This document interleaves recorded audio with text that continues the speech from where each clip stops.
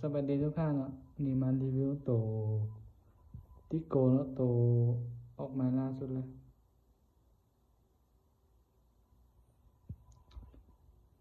ตัวออกมาล่าสุดของ25ตัวนี้ เป็นกล้องดิสโคดี้แล้วก็ทางโลเนาะทางกล้องมีเอก็มีกันแต่ว่าที่ใครเอตัวใหม่ก็นี่กล้องดิสโคดี้ก็ทางก็มีใครกันแล้วก็ตัว MC เนาะตัวออกมาล่าสุดได้2025ตัวนี้อันนี้เป็นของไซงอนนะของดี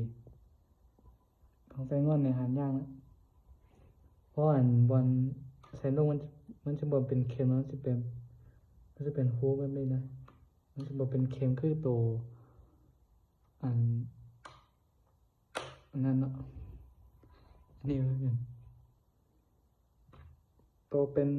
เค็มตัวที่ก่อที่เป็นเค็มแล้วแต่ว่าตัวที่ก่อปกติเป็นเค็มมันเนาะแต่ตัวนี้ออกมา2025จะเป็น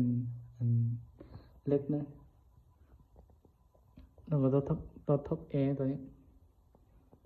ท็อปเอตัวนี้งามนะตัวนี้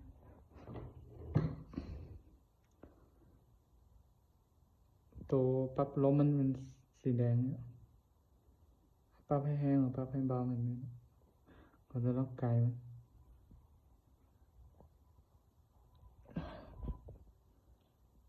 อันนี้ไม่ได้3รุ่นนี้เนาะตัว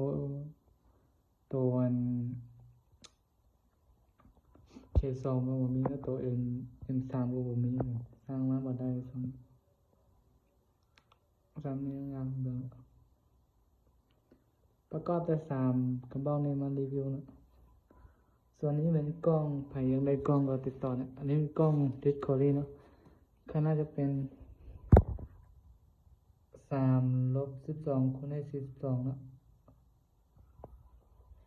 ตรงนี้จะราคา1,500,000นะตัวนี้เป็น2,300,000กล้อง DSLR อันนี้มีแสงในตัวเนาะ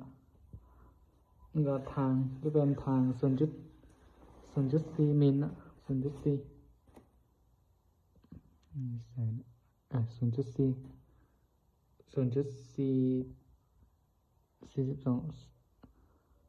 0.40L นะตัว2024ทำให้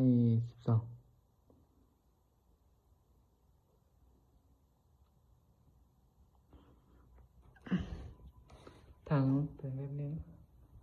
แล้วก็ตัวที่โกที่บริษัทก้อนนะตัวนี้ตัวที่โกนี่ยาบางไปที่สร้างประกอบแล้วก็ซองแบบนี้ไปให้แล้วก็ค่อยประกอบเองอันนี้เป็นราวนะราวแนว50 เซน12เกลียวบ้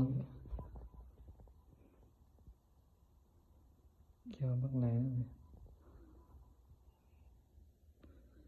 ตัวนี้นี่ถ้าไปแม่งบ่มักยาวเอาไปตัดเนาะตัดก็ตื้อกันเนาะตัดออกประมาณตัวนี้ออกไปครับอันนี้เป็นแบบ2คู่เนาะแบบคู่เดียวก็มีกันแต่ว่าแบบมันบ่ได้กัน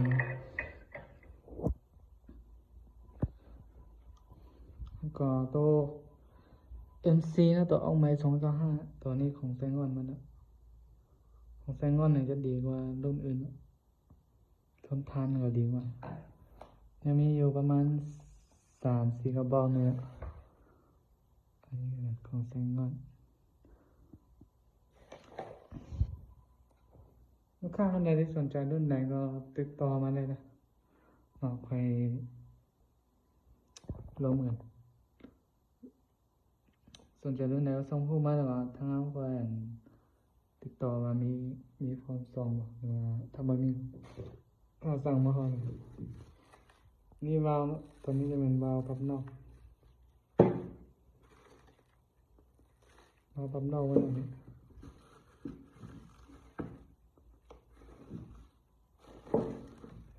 นี่วาล์วพับนอก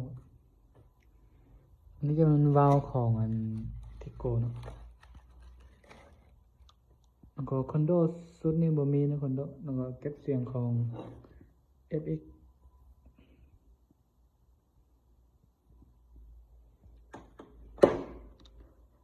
ลูกค้าท่านใดที่สนใจติดต่อเนี่ยให้เก็บส่งให้ลูกค้าแล้วก็ตัวนี้งานตัวท็อปเอ็นตัว MC 2025นี่ของแซงก่อนนี่ดีเนาะตัวนี้ไปได้ไปนี่ถือว่าโอเคเลย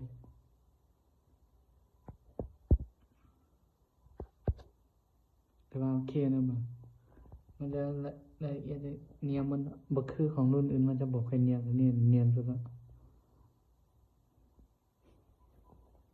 ที่โกมีประมาณหลายกระบอกแต่ว่า